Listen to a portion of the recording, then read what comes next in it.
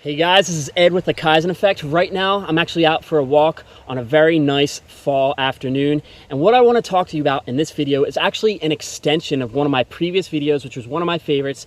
It's called The Power of Momentum and Flow States, which you can check out right here. If you have not watched that video before watching this one, I would highly recommend you check that out because it's chock full of great advice and free information that you should check out. It helps you organize your mind, reduce the disorder in your mind such that you can get engaged in the present moment and the activities that you need to get done to get closer to the success you want to get to. So check that out before watching this video. But just for a quick recap of that video and the ideas that are discussed in it, the general concept behind that video is the idea that once you forge your life's purpose and you know what you want, how to get it, what needs to be done to actually realize your dreams right in front of your eyes, and you make the time when there is no time to actually get those things done, what happens is the first thing you encounter is a lot of resistance, right? You come straight, or rather you walk straight into a wall of resistance that prevents you from taking your dreams, your ideas, and focusing your attention on the present moment and making them come alive, okay? So in that video, I showed you how to take your mental entropy or level of disorder, lower that, and take control of your mental resources, your attention, your energy, and how to project that into the present moment and use it to get closer towards the dreams that you want to realize here in the world, okay? Now in that video, I briefly mentioned some sources of resistance, such as stress, anxiety, fear, discontent, malaise. However, I didn't really go into them in detail, okay? I didn't really look at the sources of them and how to address them individually, and that's what I intend to do in this video. Now, you know, there's a lot of sources of resistance that can crop up when you're trying to take action that prevent you from taking that action because, you know, human beings are the most rationalizing beings on this planet, or creatures. We like to maximize the output from a situation by putting in the least amount of effort possible. And if we think about this from an evolutionary standpoint, that makes sense, okay? That allows us to be effective and efficient beings. But if we can't take our energy, our resources, our mental resources, and project that into the present moment, get things done, how are we ever going to get to, you know, the dreams that we want to realize in this world? So we need to come up with mechanisms for actually addressing this. And, you know, there's so many sources of resistance. I'm going to focus on one. And the one I'm going to focus on is fear and anxiety, because I think this is the one source of resistance that prevents so many people from taking action and making stuff happen in their life. So the first thing I want to address is I want to question, why is that? Why is this the biggest source of resistance? And I think the one way we have to answer that, or the one way in which we can answer that, is by taking a look at the source of this and what happens when your body is actually engaged in fear and anxiety, okay? That's going to allow us to understand the beast here, our enemy, which I'm calling our fear and anxiety, dissect it, and figure out how to address it and overcome the resistance that it creates. So what I'm going to say is that when you're engaged in fear and anxiety, what's going to happen is the connection that is usually present between your mind and your body is going to be severed, right? It's going to be disconnected, okay? And that's because from a physiological standpoint, when you're engaged in fear and anxiety, you go into what is known as fight or flight, okay? And this is a concept that's taught a lot in psychology. What does this mean? This basically means that instead of abiding by your consciousness, you know, the self that directs how your body reacts to situations and sort of is the driver in the driver's seat of the car, your body, what happens is you're subjected to your instincts now. And, you know, your instincts are designed from evolutionary standpoint, and they want to help you to survive and help you to propagate the existence of your DNA, right? So as a result, when you're engaged in fear and anxiety and the connection between your mind and body is severed and you go into fight or flight, what's going to happen is, usually if you get fear from maybe some kind of prey that threatens your existence, it's a good thing that you're compelled to run away because that increases your survival rate. Okay, this is a good thing evolutionarily, from an evolutionary standpoint, especially back in caveman days. So what you're going to do, you're going to either run away to guarantee your survival, or you're going to fight that enemy if you think it's going to increase the rate that you're going to survive. Now, back in caveman days, this mechanism, which disconnected our mind from our body and allowed our instinct to take the wheel and steer, I think this mechanism was something that was very good. It worked with us and gave us more than it took because it increased our rate of survival, and it was founded on logical reasons, right? Usually when we feared something and had anxiety, we feared it because it threatened our existence, and we allowed our instinct to jump in and take control to increase our rate of survival.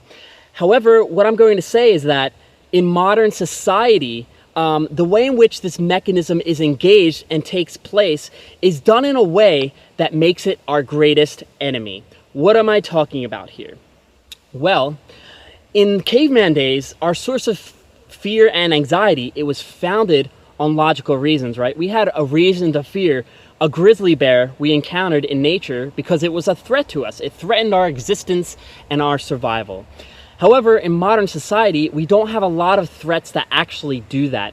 And when we usually experience fear and anxiety, it's usually connected with things that don't really threaten our existence, that don't have a direct correlation between our rate of survival and what we're doing in the here and the now. For example, if you're in school, usually a lot of people get fear and anxiety when they're taking tests, right? But that doesn't have a direct effect upon you, a direct threatening effect, right? Because if you take that exam, if you pass, you do well. If you fail, you're not going to die. Similarly, we experience a lot of fear and anxiety maybe when we want to perform something. For example, if we're going to play, or rather perform in a play, maybe perform some kind of music, do some kind of dancing on a stage, a lot of people get stage fright. But regardless of how you perform on the stage, usually, unless you're a professional, which just affects your income, this is not going to threaten you as a person. It's not going to threaten your rate of survival, okay? Regardless of whether you do well or you do poorly on stage, you're still going to survive. So what I'm going to say, and I think what is very important for overcoming this source of fear and the resistance it creates that prevents you from taking action, is to realize that the fear and anxiety of today that we experience in modern society is founded on irrational logic, right? There's not a lot of foundational logic that backs it up and gives you a reason why you should resist taking action and making things happen, okay? Because, a lot of the fear and anxiety we have, it's blown out of proportion. It shouldn't even exist in the first place, and we're allowing our instincts to come into play, dictate what happens when that really doesn't have to happen. What example can I use for you to show this? I'm going to share with you one source of fear I used to have back in the day that I've since overcome, and that was the fear of spiders, right? Arachnophobia. This is a fear that a lot of people have, and I think this is a modern form of fear because it doesn't have a proper foundation. And what I found is that a lot of sources of fear are based upon traumatic experiences that happened in the past, usually maybe in your childhood, or maybe with some drastic experience when you're a bit older that has this lasting effect and compels you to blow things out of proportion and not have a logical perspective on what's going on. For example, with spiders, it's not logical to fear a spider because they're these small creatures with a soft exoskeleton, and when you look at them when you're interacting with a spider, they're more afraid of you than you are them. Right? And that makes sense because you're this huge creature. Compared to them, you're maybe like 50 times taller, 50 times bigger, and they should be fearing you because usually humans kill them, and it's very easy for a big creature to actually end their life. So, it doesn't make sense for human beings to fear spiders because you can kill them very easily. They're not a threat. It's not like back in caveman days when they posed this concrete, logical threat that could decrease your rate of survival today in the here and now. Furthermore, I think that, as I mentioned previously, this irrationality grows out of really dramatic experiences. For example, with my fear of spiders, for example, when I had that fear way back when, it grew out of an experience I had when I was a child. I remember one fall evening, one night, I was playing outside on a playground with my sister, some friends, having a good time as a child, and all I remember is looking up at the playground, and this fluorescent colored spider just came down off the playground, landed on my face, and bit me. And you know, as a child, that's a pretty traumatic experience. I remember just the sight of just this weird creature, this fluorescent creature, and having it crawl on me, being helpless when it's on me, and actually biting me. That left this kind of experience in me. It's sort of like a post-traumatic experience.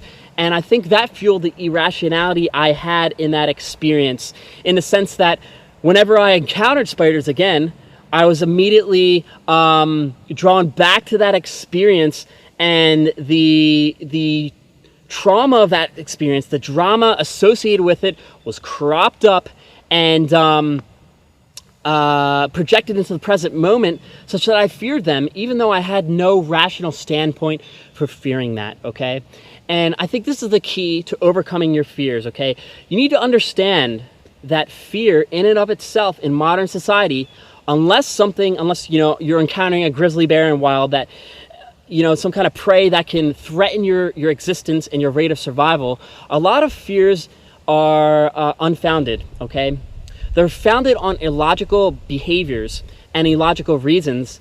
And in order to overcome them, you have to first understand this, okay? Look at your fears. Question, does this make sense? Do I have a reason to believe this? Or is this some behavior I've instilled in my mind, that I've programmed my mind to experience based on some traumatic experience in the past? And once you realize this, keep reminding yourself about it. That's the key to overcoming that. But in this portion of the video, what I just want you to understand is the fact that, you know, it's irrational. It's usually based on experiences, traumatic experiences that happened in the past, and you can overcome them. It's possible to overcome them because people in the past have done it. So can you. And for the rest of this video, we're going to work on making that happen. But, you know, fear and anxiety is a big source of resistance, and that's because it disconnects your mind from your body. And if you're an advocate of the principles I teach in the Kaizen effect, this is a big issue, because I teach you how to organize your mind, make it your ally, not your enemy. And I think a lot of the reasons why people are successful in my programs is because I help them organize their mind in a way such that it works with them. It can engage in the present moment.